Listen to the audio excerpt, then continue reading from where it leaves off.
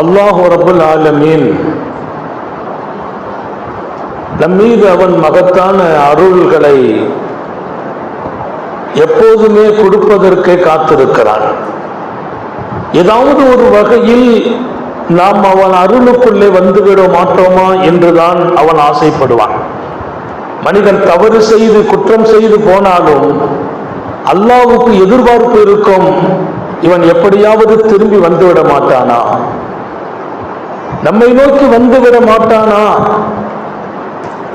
நீங்கள் ஞாபகம் வையுங்கள், நாம் தவறு செய்கிற போது, எங்கோ திசை மாறி போகிற போது, அல்லாஹ்வையே மறந்து வாழ்கிற போது, அப்போதும் அல்லாஹ் பிரியப்படுவான், இவன் என்றைக்காவது திருந்த மாட்டானா என்று வருவான். நம் பக்கம் திரும்பி வரமாட்டானா. நாம் தான் அவனை மறந்தோமே தவிர அவன் நம்மை மறக்கவில்லை. மறந்தது நாம் தான், அவன் நம்மை மறக்கவில்லை. அவன் நமக்குள்ள ரிசுக்கை கொடுக்கிறான், நமக்குள்ள பாதுகாப்பை கொடுக்கிறான், நமக்கு தேவையான நேரத்தில் தூக்கத்தை கொடுக்கிறான், தேவையான நேரத்தில் எழுப்பி விடுகிறான், நம்முடைய தேவைகள் வரும்போது பூர்த்தி செய்கிறான். யூரின் ரொம்ப வேகமா இருக்குதுன்னா தூக்கத்தை கூட அல்லாஹ் முழிப்பத்திலிருந்து அனுப்பி வச்சிடறான். ராத்திரில சில பேரை பார்த்தீங்கன்னா 2 மணிக்கு கரெக்டா எழுந்திருப்பாங்க, 2 மணிக்கு சரியா எழுந்திருப்பாங்க. அவங்க செய்ய தேவை பூர்த்தி செய்யல. 2 மணிக்கு யூரின் போகணும். பாருங்க, அல்லாஹ் பெட்ல போக வைக்கல, முழிப்பை கொடுத்துருவோம். நம்ம சொல்லிக்கிடுவோம், எனக்கு சுகர்னால ராத்திரி 2 தடவை முழிக்கிறேன், 3 தடவை முழிக்கிறேன், அதெல்லாம் இல்லை. யூரின் எப்போ அவருக்கு போக வேண்டிய நேரமோ உறக்கத்தில் கூட அல்லாஹ் எழுப்பி விடுகிறான். நான் இங்கே ஞாபகப்படுத்துகிறேன், அவன் நம்மை மறப்பதில்லை. நமக்கும் அவனுக்கும் இடைவெளி இல்லை, அவன் எப்போதும் இருக்கிறான். என்னுடன் இருந்து என் வேலைகள் என் தேவைகளை நிறைவேற்றிக் கொண்டிருக்கிறான். என்னை படைத்ததோடு பொறுப்பு முடிந்து விட்டதாக அவன் ஆகவில்லை. என்னை படைத்து விட்டதோடு அவன் பொறுப்பு முடிந்ததாக அவன் நினைப்பதில்லை. அதனாலதான் அல்லாஹ் குர்ஆனிலே சொல்லும் போது இப்படி சொன்னான், என் அமானிதங்களை எப்படியெல்லாம் நடக்க வேண்டும் என்று வானத்தில் சொன்னோம், அவைகள் மறுத்தது.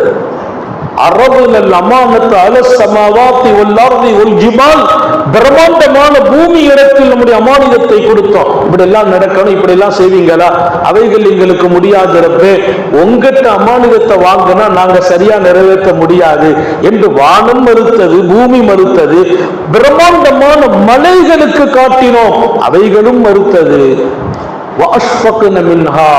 பயந்தது, மலை பயந்தது, வானம் பயந்தது, பூமி பயந்தது. நீ படைத்தவன், உன்னிடத்தில் நாங்க சொன்னபடி நடக்காம போயிடுவோமோ என்று அவைகள் பயந்தது. அஹ்மத் அல் இன்சான், மனிதனிடத்தில் சொன்னோம், ஓகே பரவாயில்லை கொடுன்னு வாங்கி கொண்டான். நமக்குன்ற ஒரு தன்மை இருக்குது, எதை சொன்னாலும் வாங்கிக்கிறது, எதை கொடுத்தாலும் ஓகே. ஆனா கரெக்டா நடக்கிறோமாங்கிறத விவகாரம். மலைகள் பயந்தது, நாங்க சரியா நடப்போமான்னு தெரியவில்லை. வானம் பயந்தது, நாங்க உங்ககிட்ட வாங்கி தப்பு பண்ணிடக் கூடாது. பூமி பயந்தது, மனிதன் சொன்னா எங்கிட்ட கொடுத்துறதப்பு, என்ன பண்ணணும், உன் கடமைகள் தானே, நாங்க நிறைவேற்றுவோம் என்று வாங்கி கொண்டான். அதை தொடர்ந்து அல்லாஹ் சொன்னான், வஹமதஹல் இன்சான் இன்னஹு கான வலூமன் ஜஹூலா. ஆனால் மனிதன் வாங்கி கொண்டான், வாங்கியவனை பாராட்ட வேண்டும்.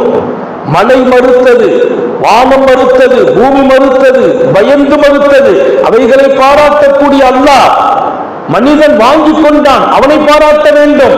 ஆனால் வஹமத அல் இன்சான் இன்னஹு கான வலூமன், இவன் முட்டாளாகிவிட்டான் என்றான் அல்லாஹ். மனிதன் வலூம், அநியாயக்காரன் என்கிறான், அவன் அநீதி செய்து விட்டான். அநீதினா பொதுவா வழங்குங்க, எந்த பொருளை எங்க வைக்கணுமோ அங்க வைக்கலன்னா அநீதி. எந்த பொருளை எங்கே வைக்க வேண்டுமோ அங்கே வைக்காவிட்டால் அநீதி. தாய்மார்களும் கவனிக்கணும், நிறைய நேரங்களில் எந்த பொருள் எங்க வைக்கணுமோ அங்க வைக்கிறது இல்லை. முன் என்ற அரபி சொல்லுக்கு, முன் என்ற அரபி சொல்லுக்கு அநீதி நம்ம தமிழ்ல பொருள் கொடுக்கிறோம். அதற்கு பெருமக்கள் எழுதுவார்கள், ஒரு பொருளை உரிய இடம் அல்லாத இடத்துல வச்சோம்னா அதுக்கு பேருதான் அநீதி. அல்லாவை எங்க வைக்கணுமோ அங்க வைக்கணும், அடியானை எங்க வைக்கணுமோ அங்க வைக்கணும், மனைவியை எங்க வைக்கணுமோ அங்க வைக்கணும், பிள்ளைங்களை எங்க வைக்கணுமோ அங்க வைக்கணும். யாருக்கு எந்த ஸ்தானமோ அந்த ஸ்தானத்தை கொடுப்பதுதான் முறை, கொடுக்காவிட்டால் அநீதி. எதை எங்க வைக்கணுமோ அங்க வைத்து விட வேண்டும்.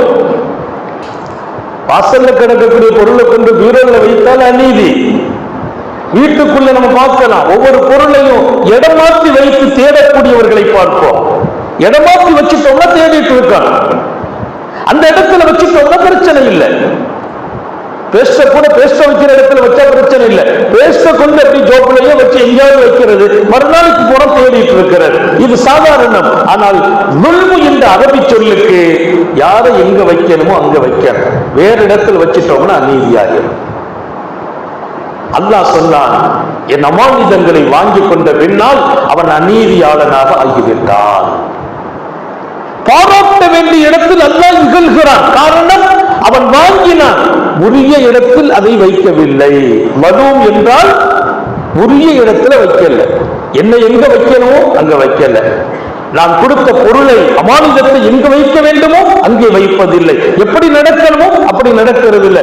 மனிதன் எப்போதும் எதை கொடுத்தாலும் நான் செய்வேன் என்று சொல்லுவான், ஆனால் சரியா செய்ய மாட்டான் என்று அல்லாஹ் சொன்னான்.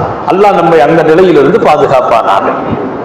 நிறைய பேர்கிட்ட பாருங்க, எந்த பொறுப்பை கொடுத்தாலும் வாங்கிடுவான். சரி பரவாயில்ல, நீங்க கொஞ்சம் இதை கவனிக்கணும். ரைட், எப்போ வருவீங்க? காலையில 6 மணிக்கெல்லாம் வந்துருவேன். அன்னைக்கு பூரா வரமாட்டார், பங்கனே முடிஞ்சிடும். அடுத்த நாள் வந்து சொல்வார், நேற்று வரணும்னு வச்சிருந்த முக்கிய வேலையா போயிட்டேன். புரிந்து கொள்ளவே இல்லை. அவரை நம்பி அந்த பொறுப்பு யாரிடத்திலும் ஒப்படைக்கப்படாமல் இருக்கிறது. அவர் ரொம்ப கவனக்குறைவாக மறுநாள் வந்து ஒரு சாரி சொல்லி முடித்து விடுவார். அல்லாஹ் சொன்னான், வலூமன், அவன் அநியாயக்காரன். மனிதன் எப்போதுமே அநீதியாளன். எந்த பொறுப்பையும் அதற்குரிய இடத்தில் அவன் வைப்பதில்லை. ஜஹூலன், மனிதன் இன்னொரு பக்கம் அறியாமைக்காரன். நான் தான் என்ன படிச்சாலும் நினைச்சுக்கிறோம், நான் பெரிய பட்டதாரி, நான் BA படிச்சிருக்கேன், MA படிச்சிருக்கேன், நான் அதை படிச்சிருக்கேன், இதை படிச்சிருக்கேன், MPhil படிச்சிருக்கேன், நான் என்ன பட்டதாரியாக சொல்கிறேன். அல்லாஹ் சொன்னான், அவன் அறியாமையாளன். அவன் அறிந்தால், என்னை புரிந்தால், என் கடமைகளை புரிந்திருந்தால் அதில் இத்தனை அளவுக்கு மாற்றம் செய்திருக்க மாட்டான். அவன் என்னுடைய கடமைகளை மாற்றம் செய்கிறான். அவன் அநியாயக்காரன். இன்னொரு பக்கம் அறியாமை உடையவன் என்றான் அல்லாஹ். மனிதனுக்கு அல்லாஹ் கொடுத்த முகவரி, 2 முகவரி கொடுத்திருக்கிறான். எதிலும் அவன் அநீதமாகவே நடக்கிறான். இன்னொரு பக்கம் அறியாமல் நடக்கிறான். அவன் அறிந்தால் இந்த தவறை செய்திருக்க மாட்டான். சங்கை மிக்கவர்களே, காத்தமுன் நபியின் ஸல்லல்லாஹு அலைஹி வஸல்லம், இங்கே உங்கள் கவனத்தில் நான் பதிவு செய்கிறேன். எப்போதுமே நமக்கென்று தரப்பட்ட அமானிதம் அல்லாஹ்வின் புறத்திலிருந்து வணக்கங்களும் கடமைகளும், நான் எப்படியெல்லாம் நடக்க வேண்டும் என்ற வாழ்க்கை முறைகளும் ரசூல் ஸல்லல்லாஹு அலைஹி வஸல்லத்தின் வழியே அதற்கான பாடங்கள் எல்லாம் தரப்பட்டு இருக்கிறது. அதை எடுத்து நடக்க வேண்டும். எடுத்து நடக்கவில்லை என்றால், படித்து அதன்படி வாழவில்லை என்றால், 2 பேருக்கு நாம் சொந்தமாக்குறோம். ஒன்று அறியாமையாளனாக, இன்னொன்று அநீதியாளனாக. அந்த பேரை விட்டு வெளியில வரணும். சாலிஹீன்கள் வந்தார்கள், ஸல்லல்லாஹு அலைஹி வஸல்லம் சொன்னாங்க, சில காரியங்களுக்கு நீங்கள் சரியாக நடப்பதாக சொல்வீர்களா, நான் உங்களுக்கு உத்தரவாதம் தருகிறேன், உங்களை சொர்க்கத்தில் கொண்டு நான் உட்கார வைப்பேன். அல்லாஹ் அந்த வாழ்க்கையை நாம பேண செய்வானாக. உத்தரவாதம் யார்? நபிகள் நாயகம். நான் உங்களுக்கு உத்தரவாதம் தருகிறேன், நான் சொர்க்கத்துக்கு உங்க கையை பிடிச்சு நான் கூட்டு போவேன். ஆனா நீங்க நான் சொன்னபடி நடப்பீர்களா? சில காரியங்களை பேணி நடக்க வேண்டும். அதில் துள்ளுமுள் இருக்கக்கூடாது. சொல்லிட்டு மாற்றம் செய்யக்கூடாது. சொல்லிட்டு மாற்றம் தான் இந்த சமூகத்தில் ஏற்பட்ட மிகப்பெரிய விபரீதம். எல்லாம் சொல்றது அப்புறம் மாற்றமாகிறது. சொல்லின்படி நீங்கள் நடப்பீர்களா? ரசூல் கேட்கிறான். நான் சொல்றேன், அதை ஏற்றுக்கிட்டால் நான் உங்களுக்கு உத்தரவாதம் வழங்குகிறேன், உங்களை சொர்க்கத்தில் கொண்டு சேர்த்து விடுகிறேன். ரசூல் ஸல்லல்லாஹு அலைஹி வஸல்லம் சொன்னா அதுதான் உண்மை. நபி எப்போது மாற்றம் செய்ய மாட்டாங்க. முதல்ல சொன்னாங்க ஸல்லல்லாஹு அலைஹி வஸல்லம், உஸ்ஃபுகு இதா ஹதஸ்து, உங்க வார்த்தை என்று உங்களுக்கு இருக்குது. அல்லாஹ் தஆலா மனிதனுக்கு மட்டும் விசேஷமா கொடுத்த தன்மைகளில் ஒன்று பேசும் தன்மை. அது ஆடுகளுக்கு இல்லை, மாடுகளுக்கு இல்லை, உயிரினங்களுக்கு இல்லை, நாம் வளர்க்கிற செல்ல பிராணிகளுக்கு கூட இல்லை. பேசும் தன்மை உங்களுக்கு சொந்தம். அவைகள் பேசுகிறதை நீங்க விளங்க முடிகிறது இல்லை. உலகத்துல எல்லாம் பேசுகிறது, பறவைகள் பேசுகிறது, மிருகங்கள் பேசுகிறது. ஆனால் அந்த பேச்சு வேறு. உங்களுக்கு கொடுத்திருக்கிறான் அல்லாஹ். அழகான உயர்ந்த வார்த்தைகள், இலக்கணமாக இலக்கியமாக பேசும் வார்த்தைகள். பெருமானார் சொல்றாங்க, உங்களுக்கென்று விசேஷமாக தரப்பட்டது. ஏன்னா எல்லா மனிதர்கள் அல்லாஹ் குர்ஆன்ல சொல்லும் போது மரங்களும் தான் தஸ்பீஹ் செய்கிறான், வானம் தஸ்பீஹ் செய்கிறான். யுஸப்பிஹு லஹு மா ஃபிஸ் ஸமாவாத், வானத்தில் இருக்கிற எல்லாமே அல்லாஹ்வை தஸ்பீஹ் செய்கிறது. நம்ம காதுல விழுறது இல்ல. மரங்கள் தஸ்பீஹ் செய்கிறது, நமக்கு கேட்கிறது இல்லை. எனதான் ஸல்லல்லாஹு அலைஹி வஸல்லம் ஜனாஸாவை கூட அடக்கிட்டு அதுக்கு மேல் ஈரமான மரக்குச்சிகளை நட்டுங்கள் என்றார்கள். ஈரமான மரக்குச்சிகள். ஏன்? அது காயும் வரையிலும் தஸ்பீஹ் செய்யும். அந்த தஸ்பீஹின் காரணமாக உள்ளே இருப்பவர் பாவம் மன்னிக்கப்படுகிறார். அதனால ஜனாசாவை அடக்கிட்டு நிறைய இடங்கள்ல பாத்தீங்கன்னா அந்த மரங்களுடைய குச்சிகள், இலைகள், சில செடிகளை கொண்டு நப்பாட்டுவாங்க. சில செடி நீண்ட நாள் காயாது, அந்த செடிகளை மேல நட்டுவாங்க. நட்டினால் அது காயும் வரையிலும் அந்த மையத் அதாபு செய்யப்படாது. தஸ்பீஹ், அந்த தஸ்பீஹ் நன்மை மையத்துக்கு போகிறது. சில கபறுகளை பார்த்தீங்கன்னா பூங்கா மாறும், இயற்கையாகவே அதுக்கு மேல ரணன் பூக்களை வளர்த்துருவாங்க, செடிகளை. அந்த செடிகள் வளர்ந்து நிற்கும் போது அந்த மையத்துகள் எல்லாம் அதன் தஸ்பீஹுகளால் பாதுகாக்கப்படுகிறது. அந்த மாதிரி கபரும் கூட அது அழகுக்கு அல்ல, மன்னரையில் இருப்பவர்களுக்கு அருளுக்காக. கபரை சுத்தி மரங்கள் வளர்க்கிறோம், செடிகளை வளர்க்கிறோம். அதுக்கு கீழே அடக்கப்படுபவர்கள் அதற்கு மேலே கிளை விட்டு நிற்கிற மரங்களின் தஸ்பீஹால் அவர்கள் மன்னிக்கப்படுகிறார்கள்.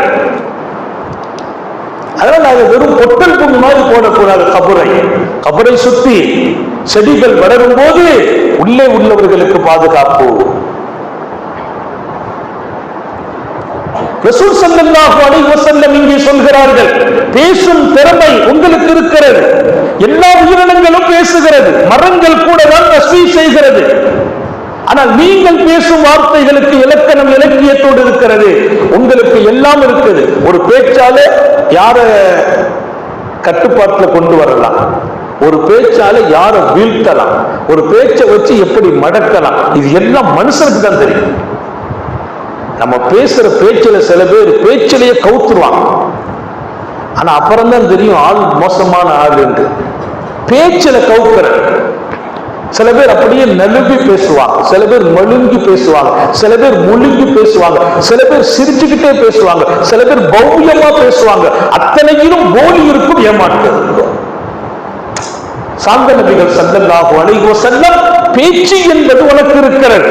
அந்த பேச்சில் நீ நளினமாக பேசலாம், மென்மையாக பேசலாம், நீ சிரித்துக் கொண்டு பேசலாம், நீ மழுப்பி பேசுகிறாயோ இல்லையோ, உன் பேச்சுக்குள் மொத்தத்திலும் உண்மை இருக்க வேண்டும். முடியுமான்னு கேட்டான். பேச்சு அனைத்திலும் உண்மை இருக்க வேண்டும். எவ்வளவு பேர் நயமான வார்த்தைகளை சொன்ன போது அந்த வார்த்தையை நம்பி இவங்க அவன் தன்னை இழந்து விடுகிறார்கள், பின்னால் அவன் ஏமாற்றி விடுகிறான். ரொம்ப எச்சரிக்கையாக பேசுகிறார்கள் ஸல்லல்லாஹு அலைஹி வஸல்லம். மக்களை ஏமாற்றாதீர்கள். உங்கள் சொற்களால் அடுத்தவர்களை நீங்கள் எப்போதும் மோசம் செய்து விடாதீர்கள். அல்லாஹ் கொடுத்த அருள் சொல் என்பது அது மோசம் செய்வதற்காக பயன்படுத்துவது, ஏமாற்றுவதற்காக பயன்படுத்துவது, அவனை உன் கையில் போட்டுவதற்காக பயன்படுத்துவது, அவனை வளைத்து உனக்குள் கொண்டு வருவதற்காக, உன் மீது அன்பு காட்டக்கூடியவனாக அவனை மாற்றுவதற்காக வேண்டாம். அந்த பேச்சுக்குள் உண்மை இருக்குமா? உங்களால் எனக்கு உத்தரவாதம் தர முடியுமான்னு கேட்டாங்க ஸல்லல்லாஹு அலைஹி வஸல்லம். பேச்சுக்குள் உண்மை இருக்குமா, உத்தரவாதம் தர முடியுமான்னு கேட்டாங்க சஹாபாக்கள்கிட்ட. சஹாபாக்களை பொறுத்த வரையில பரிசுத்தமான மனிதர்கள். எப்படிப்பட்டவர்களை தன் முன்னால் உருவாக்குகிறார்கள் நபிகள் நாயகம் ஸல்லல்லாஹு அலைஹி வஸல்லம். உன் சொல்லால் யாரும் ஏமாந்து விடக்கூடாது. உன் சொல்லுக்கு பின்னால் ஒருவன் மோசடிக்கு ஆளாகி விடக்கூடாது. உன் சொல்லில் ஒருவன் அநியாயமாக வீழ்த்தப்படக்கூடாது. சொல் இன்னைக்கு நிறைய பேரை வீழ்த்துகிறது, நிறைய பேரை மோசடியில் கொண்டு தள்ளுகிறது, நிறைய பேர் ஏமாந்து போகிறார்கள். அந்த சொல்லுக்கு நீ சொந்தமாக கூடாது. கேட்டுக்கிறது இல்லை, நாளைக்கு நம்ம வாழ்க்கையில கொண்டு வரணும். நம்ம எதை பேசினாலும் அந்த பேச்சுக்குள் உண்மை இருக்க வேண்டும். காத்தமுன் நபியின் ஸல்லல்லாஹு அலைஹி வஸல்லம் மாமன்னர் ஹஜ்ஜாஜ் பின் யூசுப் பிரசங்கம் செய்கிறார். ஜும்மாவுடைய குத்துபா. ஜும்மாங்கிறது 20 நிமிஷம், அரை மணி நேரம், அவ்வளவுதான். ஆனா அவர் நாட்டினுடைய பேரரசர். ஹுத்பா ஓதுகிறார். நேரம் முந்திட்டே போகுது, ரொம்ப நேரம் கூட்டிட்டு பேச்ச முடிக்கல. மக்களுக்கு வேகம் வருது, யாரு பேச முடியும்? வேகம் வருது, யாரு பேச முடியும்? யாராவது ஒருவர் ஹுத்பா நடத்தினால் பேசலாம். மன்னரை நடத்துகிறார். 1 மணி நேரம், 1.5 மணி, 2 மணி நேரம் ஹுத்பா போயிட்டே இருக்குது. அங்கே இருந்த ஒரு பெரிய அருள் நிறைந்த மனிதர் எழுந்திருத்தார். சொன்னார், அமீர், நேரம் உங்களுக்காக காத்திருக்காது என்றார். நேரம் உங்களுக்காக காத்திருக்காது. நீங்க வாக்க ஓதிட்டே போனீங்கன்னா நேரம் முடிஞ்சிடும், அசருடைய வாக்கு வந்துடும், ஜும்மா வீணா போயிடும். அவர் அழகாக சொன்னார், நேரம் யாருக்காகவும் காத்திருக்காது. அரசருங்கிறதுக்காக நீங்க 3 மணி நேரம் ஹுத்பா ஓதுவதற்காக நேரம் நிற்குமா? டைம் போயிட்டே இருக்கும், யாருக்காகவும் காத்திருக்காது என்று சொன்னார். அரசர் ஹுத்பாவில் நிற்கிறார். அவர் சொல்லி முடிக்கல, வேக வேகமா வந்த அதிகாரிகளும் ராணுவ வீரர்களும் ஆளை குண்டு கட்டையா தூக்கி போயிட்டாங்க. முடியாது இல்ல, ராணுவ வீரர்கள் பள்ளியை சுத்தி நிற்பாங்க. மன்னர் ஹுத்பா நிக்கிறாங்கன்னா எங்க ராணுவ வீரர்கள் இருக்காங்கன்னு தெரியாது. ஃபுல்லா எப்போதுமே ரவுண்டு கட்டி நிற்பாங்க. அவர் பேசின உடனே அப்படி வந்தாங்க, பொட்டா தூக்கிட்டு போயிட்டாங்க, குண்டு கட்டையா தூக்கி போறாங்க. ஜும்மா கூட அவருக்கு இல்லை, அவரை தொலை உடல்ல கொண்டு போயிட்டாங்க. எங்க கொண்டு போனாங்க ஒருத்தருக்கும் தெரியாது. ராணுவ வீரர்களால் அவர் தூக்கப்பட்டு இருக்கிறார். எங்க போனார் கண்டுபிடிக்க முடியல. ஜும்மா முடியும் போது மக்களுக்கு பரபரப்பா இருக்குது. அவரை பத்தி விசாரிக்கிறாங்க, அவரை குறித்து விசாரிக்கிறாங்க. அவர் யாருன்னு தெரியும். அவங்க குடும்பத்துக்கு தகவல் சொல்றாங்க. இந்த மாதிரி அவங்கள ஏதோ எழுந்திருச்சு பேசினாங்க, அரசரை எதிர்த்து தூக்கிட்டு போயிட்டாங்க. அவங்க தேடுறாங்க, எங்க இருக்காங்கன்னு கண்டுபிடிக்கிறதுக்கே சில நாள் ஆச்சு. கண்டுபிடிச்ச பின்னால வந்தாங்க அவர்கிட்ட. என்னப்பா விவரம் தெரியாம பேசிட்டியே? அவர் சொன்னார், விவரம் தெரியாமலாம் பேசல, விவரத்தோடு தான் பேசுறேங்கிற. விவரம் தெரியாமலாம் பேசல, விவரத்தோடு பேசினேன். எத்தனை நாள் பொறுமையாக்குவது? ஜும்மாவுடைய நேரம் மிஸ் ஆகிற வரைக்கும் அவர் ஹுத்பாவை நீட்டுகிறார். தாங்க முடியாது என்கிறார். உத்தம நபி ஸல்லல்லாஹு அலைஹி வஸல்லம் இரவு பகல்ல இவ்வளவு நேரம் தான் சொல்லி இருக்கிறாங்க. அந்த டைம் தாண்டினா ஜும்மாவுடைய சிறப்பு போயிடும். அதை நாங்க தாங்க முடியாது. அவர் சொன்னார், நபர், இந்த பேச்செல்லாம் அரசர்கிட்ட பேச முடியாது, உன்னைய காப்பாற்ற முடியாது, தூக்கு போட்டுருவாங்க. அதான் நான் சொல்றதை கேளு, தெரியாம பேசிட்டேன்னு மன்னிப்பு கேட்கணும். அப்படி இல்லைன்னா உன்னை சொல்றோம் கட்டுப்படு. நாங்க சொல்றோம் உனக்கு பைத்தியம் சொல்லிடுறோம், ஆமான்னு சொல்லிடுனா. பைத்தியம் பேசினா ஒண்ணும் இல்லையே, நீ பைத்தியம். அவர் பாவம் கொஞ்சம் அப்ப இடையில கொஞ்சம் லூஸ் மாதிரி பேசுவாரு அப்படின்னு நாங்க சொல்லிடுறோம். இன்னைக்கு நிறைய பேர் இருக்காங்க, திடீர்னு லூஸ் மாதிரி பேசுவான், நல்லா தான் இருப்பான், திடீர்னு ஒரு மாதிரியா பேசுவான். நம்ம விளங்கிடணும், அந்த ஆட்கிட்ட பேசும்போது இது இடையில இந்த மாதிரி ஆகும் விளங்கிட வேண்டியதுதான். நாங்க சொல்றோம் உனக்கு லூசு சொல்லிடுறோம், இடையில அப்படி ஆயிடுவாருன்னு நாங்க சொல்றோம், ஓகே பண்ணிடுறேன். அவர் சொன்னாரு, அதெல்லாம் முடியாது. நான் ஏன் லூசுன்னு சொல்லணும்? அல்லாஹ் என்ன நல்லா வச்சிருக்கான்னு சொன்னார். அல்லாஹ் என்ன நல்லா வச்சிருக்கான், அறிவோடு இருக்கிறேன், செயல்பாடோடு இருக்கிறேன், நான் லூசுலாம் இல்லை அப்படிங்கிறார். அவங்க சொன்னாங்க, எப்ப அரசத்திலிருந்து தப்பணும்பா, இல்லைன்னா நீ அகப்பட்டு கொள்வாய் என்று சொன்ன போது அவர் மௌனமா இருந்துட்டார். நேரா இந்த குடும்பம் பூரா அரசத்தை வர்றாங்க, வந்து சொன்னாங்க, இந்த மாதிரி தெரியாம பேசிட்டாரு, அவர் கொஞ்சம் பைத்தியம், இடையில இந்த மாதிரி இங்கே சத்தம் போடுவார், அந்த மாதிரி சத்தம் போட்டார். அரசர் உடனே சொன்னாங்களாம், பரவாயில்லை, அவரை கூப்பிட விடுப்பா, அவர் பைத்தியம் சொன்னா விட்டுடுறேன், அவர் பைத்தியம் நீங்க சொல்லட்டும், நான் விட்டுடுறேன். அரண்மனையில இருந்து போறாங்க அதிகாரிகள், ஜெயில இருக்கிறார். போய் கேட்டார், அரசர் அனுப்பி வச்சாங்க, உனக்கு பைத்தியமா அப்படின்னு கேட்டாங்க. அவர் கோபப்பட்டார். யாரு சொன்னது? எனக்கு பைத்தியம்லாம் இல்லை, நான் தெளிவா இருக்கேன். தெளிவா இருக்கும் போதுதான் அரசர் பிற்படுத்துற தப்புன்னு சொன்னேன். நேரம் வந்துட்டாங்க. அந்த மனுஷனுக்கு பைத்தியம்லாம் இல்லை, தெளிவா இருக்கான். என்ன சொன்னார்? நான் பைத்தியம் இல்லை, தெளிவாகத்தான் சொன்னேன். எந்த ஒரு காரணத்திலும் என்னை விடுதலை செய்வதற்காக இல்லாத நோயை இருப்பதா சொல்ல முடியாது என்று சொன்னார். அரசர் சொன்னா அவரை கூப்பிட்டு வந்தார். மன்னர் கூப்பிட விட்டார், வந்தார். சொன்னார், மன்னர், உன்னை நான் விடுதலை செய்கிறேன் என்றார். ஈமானையும் சத்தியத்தையும் இத்தனை அளவிற்கு இதயத்தில் சுமந்திருக்கிறாய். நீ சொன்னதில் உண்மைதான் நீ சொன்னாய். ஆனாலும் அந்த உண்மையை கடைசி வரைக்கும் நீ காப்பாற்றுவதில் உண்மையாக நடக்கிறாய், உன் உண்மை உனக்கு விடுதலை வழங்குகிறது போனான். நான் தண்டனை கொடுக்கிற ஆளுதான், உனக்கு தண்டனை இல்லை. ஏன்? உன்னை காப்பாற்றியது உன் உண்மை என்றார்கள். நான் பைத்தியம் சொல்லி நீ தப்பிச்சுக்கலாம், பைத்தியம் சொல்லி விடுதலை பெற்றிருக்கலாம்.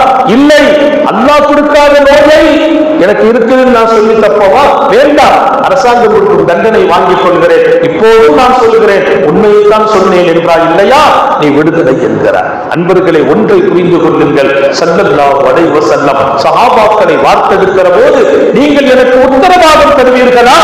அல்லாஹ் கொடுத்த உயர்தரமான இந்த நாவில் எத்தனையோ வகையாக பேச முடியும். ஆற்றல் மிக்க வார்த்தைகள், அருமையான வார்த்தைகள், அன்பு தழும்பிய வார்த்தைகள் எல்லாம் நிறைய நாவுதான். பிள்ளைகள்கிட்ட அன்பா பேசுறோம், அதிகாரிகள்கிட்ட ரொம்ப கனிவா பேசுறோம், சில நேரத்துல வேலைக்காரங்கள்கிட்ட அதிகாரமாக பேசுகிறோம். எல்லாம் ஒரே நாவுதான். நீ அதிகாரமாக பேசினாலும், அன்பாக பேசினாலும், கனிவாக பேசினாலும், குஞ்சுதலோடு பேசினாலும் உண்மை இருக்க வேண்டும்.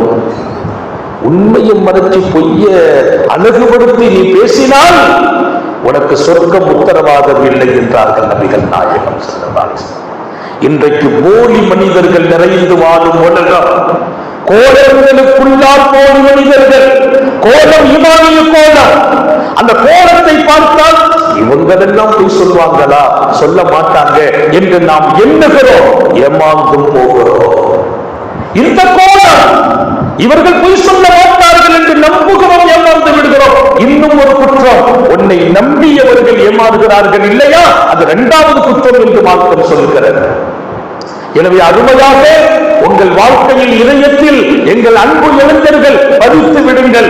எந்த சூழலிலும் உங்கள் வார்த்தைகளில் உண்மைக்கு புறம்பாக நீங்கள் இருந்து விட வேண்டாம். சூழ்நிலையை சரி பண்ணுவதற்கு, நம்மை கொஞ்சம் தக்க வைப்பதற்கு, நிலைமையை சீராக்குவதற்கு, இல்ல அந்த வாய்ப்பு கிடைக்கணும்னா நாளை இல்லாத பொல்லாத சொன்னாதான் கிடைக்கும் என்பதற்காக நீங்கள் இல்லாததையும் பொல்லாததையும் சொல்லக்கூடாது.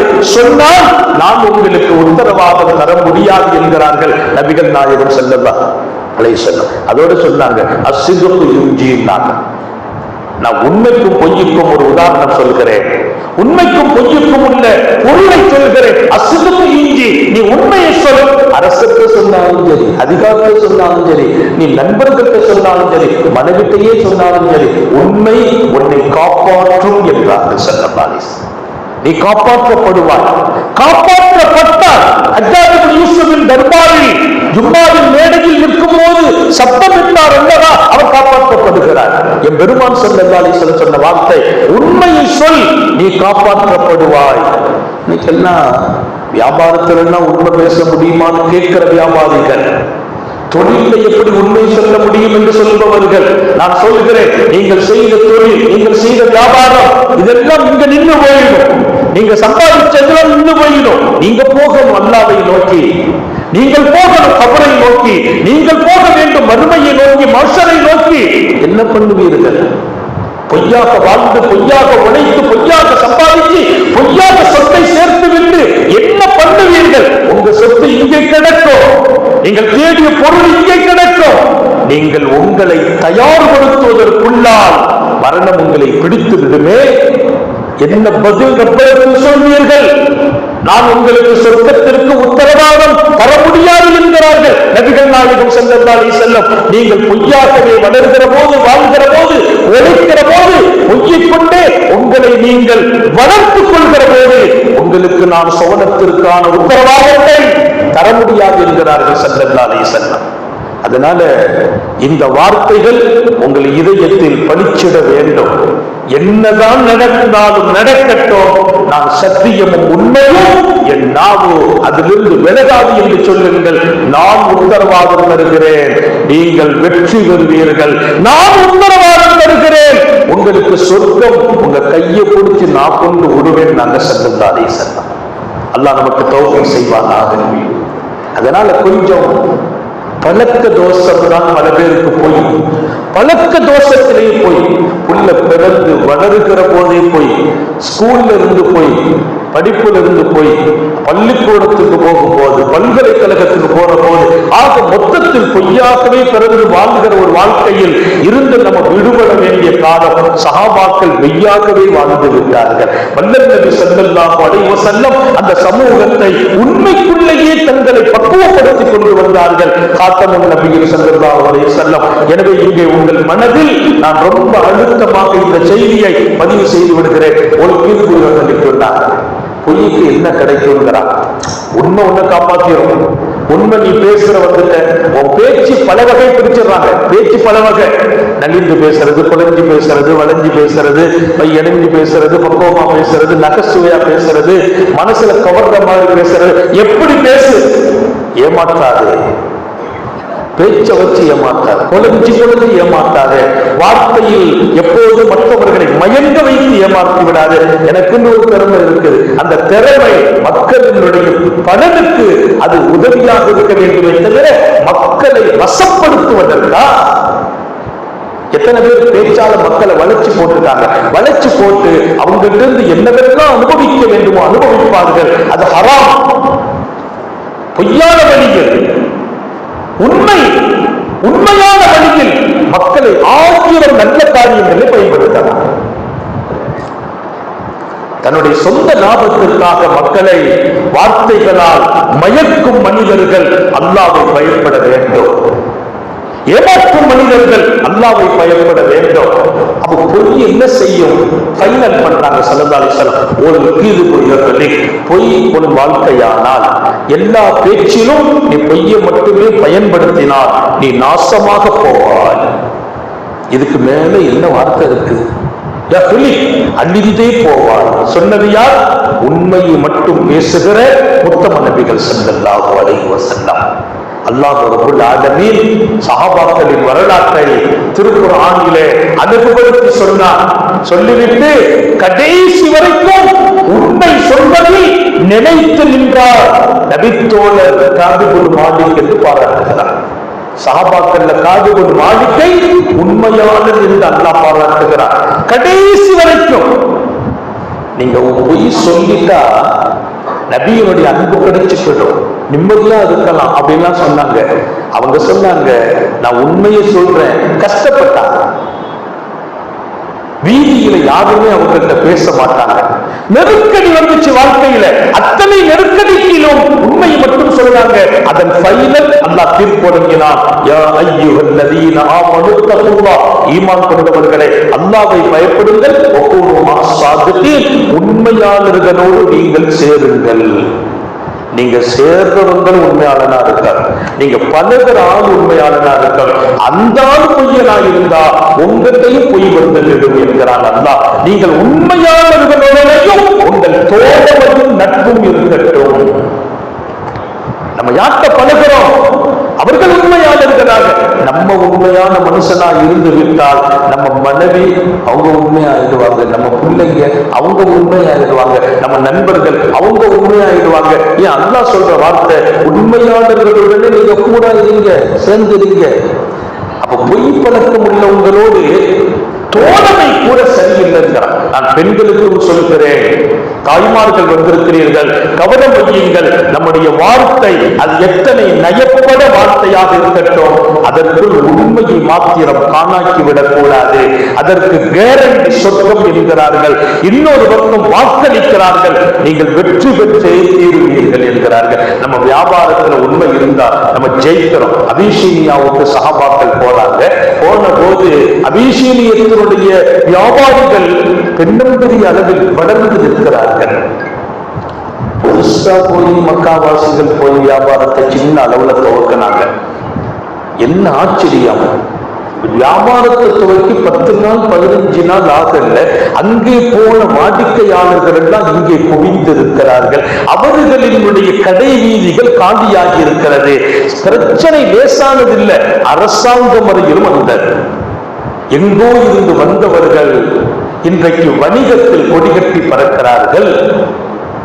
சின்ன வியாபாரத்தை துவக்கி மக்கள் அவர்கள் பக்கம் ஈர்க்கப்பட்டு விட்டார்கள்.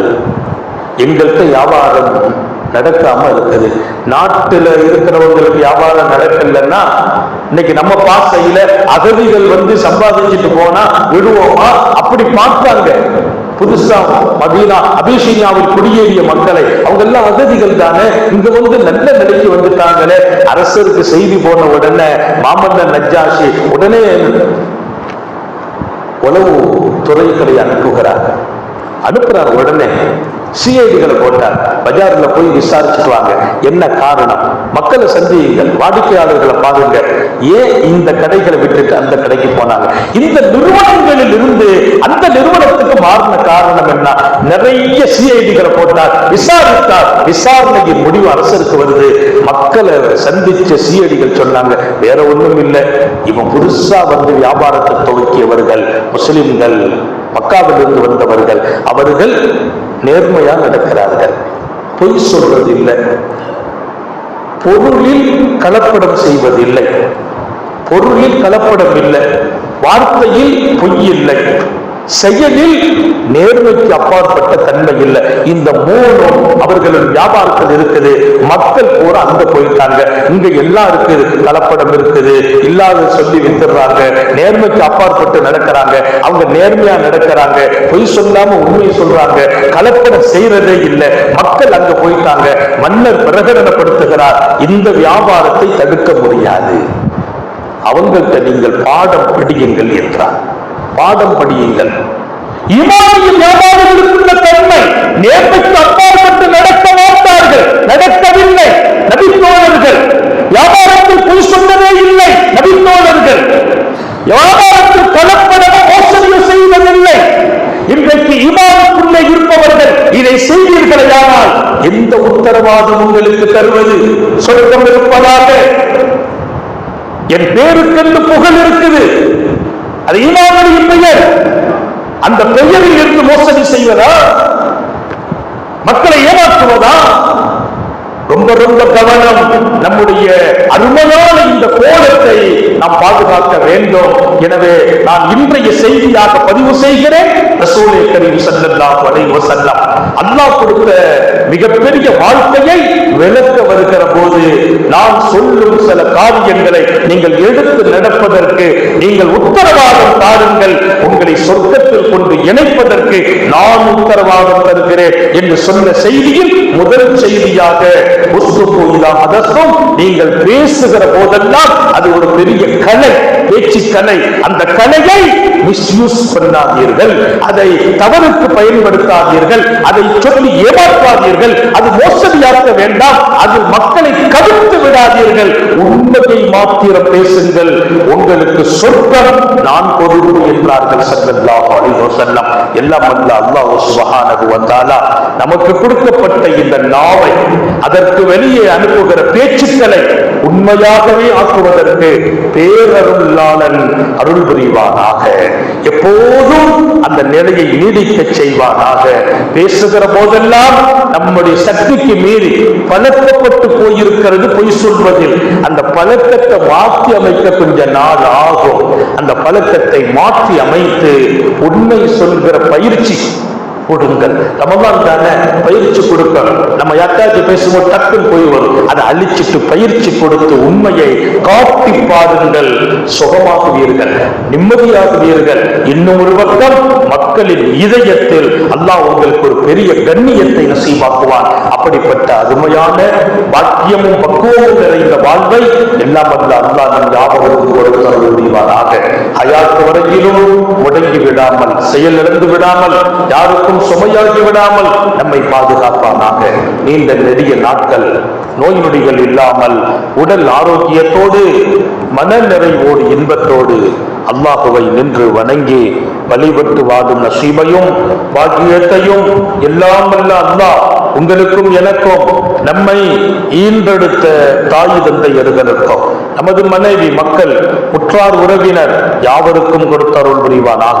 நமது உயிரினும் மேலான கண்மணி காத்தமுன் நபியின் சர்க்காரை ஆலம் சுந்தர நபிகள் ஸல்லல்லாஹு அலைஹி வஸல்லம் அவர்களை கனவிலும் நனவிலும் கண்டுகளிக்கும் பெரும் பாக்கியத்தை அல்லாஹ் நம் எல்லோருக்கும் கொடுத்தருள் புரிவானாக என்ற நல்ல துஆக்களோடு உங்கள் எல்லோருடைய துஆவை ஆதர வைத்து என் வார்த்தைகளை நிறைவுபடுத்துகிறேன். வாஹிரு தஅவானா அனில் ஹம்துலில்லாஹி ரப்பில் ஆலமீன். அஸ்ஸலாமு அலைக்கும் வரஹ்மத்துல்லாஹி வபரகாத்துஹு.